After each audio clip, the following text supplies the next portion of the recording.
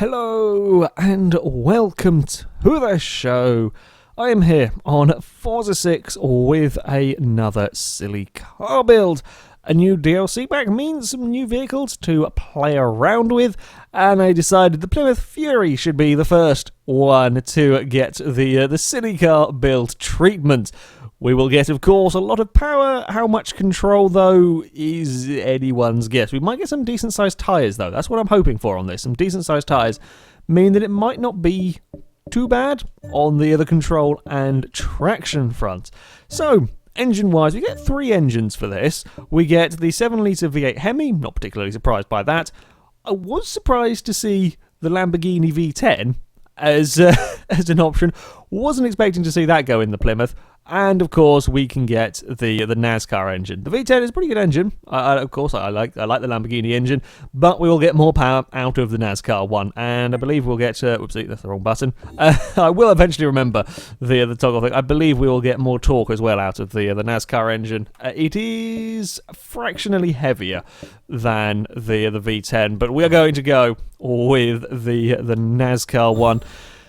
And fingers crossed, we might be vaguely controllable with this. Oh, let's take a look. What have we got? Nothing massively exciting with the aero bits on it. It's a shame you can't have the remove the front bumper and then put the splitter bit on as well. I'd quite like that as an option. We're gonna have not a silly wing. I highly doubt. Nope, we've got one of the sensible kind of air dams almost on the back of it. Not quite sure how that works with the kind of the side flare bits. I'm not sure how the aerodynamics and all of that works. And the bonnet, I hate that. There's always an ugly bonnet. That one there's okay. I think we'll go for that. We'll save a little bit of weight as well with that in there. Right, racing tyres, of course. We're going to be wanting them on the Fury. Now, what size tyres? 255s on the front are not particularly massive. Please have some lovely big rear tyres. 295s is okay. I was kind of hoping, though, for sort of 345s on this. Yeah, we may have some issues putting the power down. I mean, we're always likely to have some issues putting the power down in this car. We may have quite a bit. It might be okay, but it's going to be one of the heavier vehicles, I suspect, by the time I am done with all of this. And that's not necessarily a bad thing. The slightly heavier cars perhaps have a little bit more traction, can often be a little bit more stable. I'm not sure, though, that this is going. I think this, yeah, might not. Never mind. We'll get some brakes. How much weight does these brakes take out? That's fairly average. Average amounts on them. We're still out of A class, interestingly, with all of this. We shall put it right to the floor. That's some, yeah. We should just hide the rear wheels completely, make them impossible to work on. Yes, that'd be a pain in the arse trying to get those wheels off the car for whatever reason when they're so well hidden by the shroud bit. Wasn't there? There was a what was it? Jaguar? Was it a Jaguar prototype car that had kind of all of the wheels were covered? Must have been hell doing pit stops with that thing if you needed to change the tyres on the car. Weight 3,007 pounds, so we're not quite going to be under the 3,000 pound mark. Still lighter than the Hellcat, I believe. I can't remember quite how much that came out with, but I think there's a fair bit more than this. And we shall finish off by taking the restrictors off. 994 horsepower in the Fury, 783 foot-pounds of torque. Oh, we do get it below 3,000 pounds. Fantastic. Yeah, there we go. That is the Plymouth, kind of ready to go. PI is quite a bit down on some of both the other vehicles have been in R class, the Birdcage and the Hellcat, as was the Lancia as well. That is the benchmark. I suspect wheel spin and sliding sideways much of the time are going to be the issues with this car, but we'll see. Maybe it can surprise me. Certainly the Impala surprised me on Forza 5. Maybe this can be the car to surprise me on 6. So here we are at the Brands Hatch Indy Circuit, ready for our 6 laps. Our current target time set by the Lancia race car is a 49.8. I think the Plymouth might not quite be able to get that. The Maserati and Dodge are both on 52s. The Maserati a 52.3, the Dodge a 52.9. While they are much higher PI than this, they were both very tough to drive. I suspect this one here will be quite tough to drive as well. I don't know, maybe. Sometimes these American cars surprise me, and some end up really quite controllable. This one is actually not that bad. Not that bad at all on this on this first run. Actually, considering the Hellcat had much larger tyres, the Birdcage had piddly tyres, but the Hellcat had much larger tyres than this one. This is actually pretty good on the traction front. It does pretty damn well. Admittedly, when I do go to full throttle in this, it is mostly wheel spin, but it's certainly a lot easier to get this to full throttle than the Birdcage. The Birdcage didn't go to full throttle once around the lap here. The Birdcage, you just couldn't do it because the second you tried, you spun the wheels up. There is a similar thing going on with this at the moment. There we go, full throttle. We're almost not spinning the wheels. I lie. Full throttle. Yeah, okay, maybe not quite. Not quite in the Fury. I am actually though very, very surprised by how this is remarkably good to drive. Look, full throttle. Oh, I then hit a curb. I was briefly full throttle with the Fury. I could have been if I hadn't slightly brushed the curb. The outside curb at turn 1 is the biggest pain in the arse. I really thought that down here was going to be the biggest pain in the arse. The river and then running there. If you stick a wheel on the grass on that bit there, just a tiny bit on the grass, that's it. You're off and you are going to play in the scenery and you're not going to get back on anytime soon. And I thought that was going to be the real problem area, but it's not. It's been the outside curb at turn 1. I mean, this final corner is just a really long, never-ending bit that you just wait and wait and wait to get on the power. Last year we were flat out about here. In these silly build cars, not a hope in hell. But this is, you know, okay, that's interesting. This is actually pretty damn good to drive. However, if you do start spinning the wheels up, it really doesn't like it. It really doesn't like having the wheels spinning, and it's very hard to stop it once it has started. But if you can be careful with the car, this is probably the easiest of the 3 city builds I've done so far to drive around here, in all honesty, which is not what I was expecting to say. I'm not sure it's going to be quite the fastest of all 3, looking at the lap times we've done so far, unless I can pull something magical out of the Plymouth. But this is definitely one of the easiest cars to drive.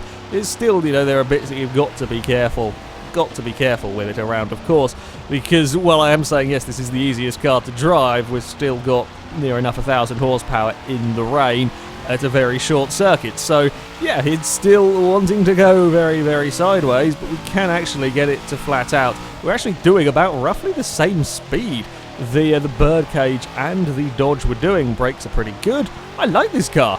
It's a really decent car to drive. Right, let's get it stopped up here. Can we get it into... can we get a 52 out of it? That is going to be the question. I'm not sure. I will do my very, very best to get a 52 out of this vehicle. Because yeah, this is a remarkably good car to drive. Don't do something stupid. Don't put a wheel on the grass on the outside there. I don't think we will quite be able to. Maybe get it into the 53s with a very, very clean lap. I think it doesn't quite have the same amazing acceleration that the Birdcage had around here. It feels pretty good through the corners, but yeah, while it is, you know, it's decent enough. We're in 54s still. Come on, we've got to find some time. Yeah, the Birdcage was technically the quicker car, but for over the course of a race, I would rather be driving this in some respects. This one here would be much easier to get it cleanly through a race. You know, never really had any massive scary moments with this car, which is pretty impressive. Like, I've had some sideways ones like that. It's so effortlessly controllable as well. If you do get this car sideways, it really is a very, very easy vehicle to just catch it all and then carry back on with your lap as you would normally. Yeah, you've lost a little bit of time from going sideways, but it is very, very controllable. Whereas if you've got the Birdcage sideways, you are in all sorts of issues. And the Hellcat, well, that just had none of the traction at all, despite having... I mean, this has got decent-sized tyres, don't get me wrong, but the Hellcat had far larger tyres, and that was struggling with traction as well. And this still does struggle a little bit. But yeah, I'm really liking the Fury. Definitely being cautious into turn 1 is the way to go with these cars. You just can't afford to run wide, especially not with the vicious curve on the outside. We are on our final lap. I'm tending to go a little bit wide through there. I'm trying to avoid the puddle as best I can on the inside. The brakes on this thing aren't the most amazing of the vehicles that I have driven either, but It all does the job. It's going to be another one of these cars that's actually pretty damn good to drive. It's not going to be amazingly impressive lap time wise, but it's going to be a really nice car to drive. We've been seeing a few of them. Seen a few of the Autocross builds. This, I think, is probably going to be the first of the silly car builds where I actually quite like it to drive. It is a pretty damn respectable vehicle to drive. Does very, very well with all of the power. Well, I tried getting as much as I could out of it. Around the final corner, hey, we get into the 53s. A better run towards the line. 53.8 from the Fury is pretty damn good going, I think. It's not so much the lap time in this car that's impressive, though. It's just the way that it drives is really quite a good car to drive. You can have quite a lot of effortless sideways fun if you want. This is me, remember, me. Oh, we're going to go spin because I've got simulation steering on it. No, I was trying to show off. It is remarkably easy when things go a little bit sideways. It's such an easy car to catch. When I'm actually trying to go sideways, it's probably not going to work as well because, well, as I said, this is me we're talking about. Lovely car to drive, this Fury. Absolutely lovely car to prat around with. Incredibly forgiving for having 1,000 horsepower. Or near enough 1,000 horsepower on not the greatest sized tyres. That was always going to be a silly thing as well. Okay, stop prattling around. Yeah, well, much better when I'm not thinking about anything. When it comes to driving these, yeah, for what it is, really very good car. This one, I very much like driving the Plymouth Fury here. The 53.9, well, it is the slowest of the cars. 53.8, sorry. It is pretty much a second down on the Hellcat, although, as I said, this is much better to drive than the Maserati and the Dodge. Still, of course, nowhere near the Lancia levels of speed in this. But, yeah, I mean, we still have a couple of traction issues here and there. Out of that final corner is one of them. But it does very, very well. And, yeah, it's a lovely controllable car, this one, and certainly a hell of a lot less crazy than the Maserati. I really do quite like it.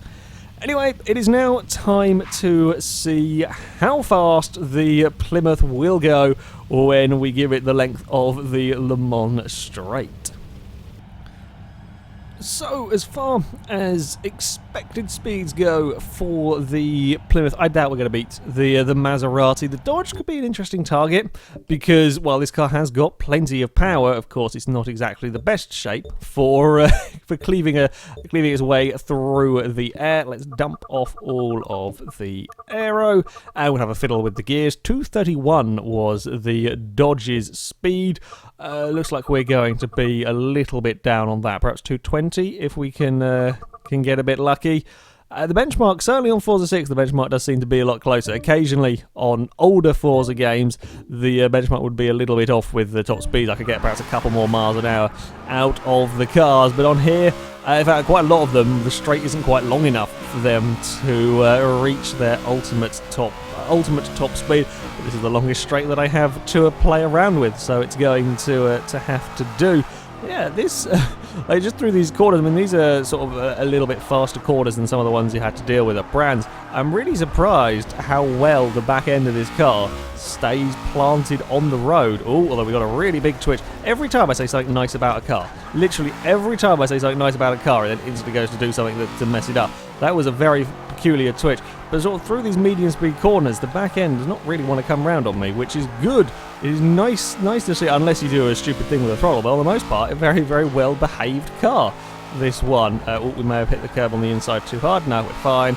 Worry about the bumps on the outside there. We are all good. And then now we unleash all of the power in the Fury down the rather long straight, up to 180 miles an hour before we ever reach the main bit of the straight. We're up to almost 200 miles an hour now, and I suspect we're going to kind of hit the aero limit fairly quickly. It's got the power to get it up to the speeds, but now we just can't quite get through the air well enough. We're up to 215 miles an hour as we get bounced around across the bumps. Can we get 16? We can indeed. 217? Come on, car, you can do it. Very briefly flick to 217. Come on, couple more miles an hour, and then you can have a rest. 217. Can we get 218? Yeah, we got 218 out of it. Come on, 219. I don't think we're going to do it. Whoa! That was a really big amount of airtime in the Fury. That was a huge amount of airtime. we got it. We got it back under control again. We may have slightly dinged the back of the car at 200 miles an hour, but well, I mean, Fury maybe set the record for most airtime off the jump. I think the problem is that I should perhaps take a tighter line coming into that fight, that kink at the end of the straight there. If I stay out wide, kind of the line that I want to take with these cars, that I'm not quite sure how much grip they're going to have. If I stay out wide, you hit the bump and then you go in the air and then you're definitely not making the turn. I should probably have to start taking a tighter line with these vehicles. Yeah, because that is a big jump from the Plymouth. 218 miles an hour, pretty damn respectable for the Fury. Yeah, it is slower than both the Maserati and the Hellcat. That's not massively surprising. Hasn't got the power of the Hellcat, and it's not exactly the most aerodynamical shape in the world. But yeah, still 218 is not too bad at all for a Plymouth Fury. Anyway, that is it for this video, guys. Thank you very much for watching, and until next time, goodbye.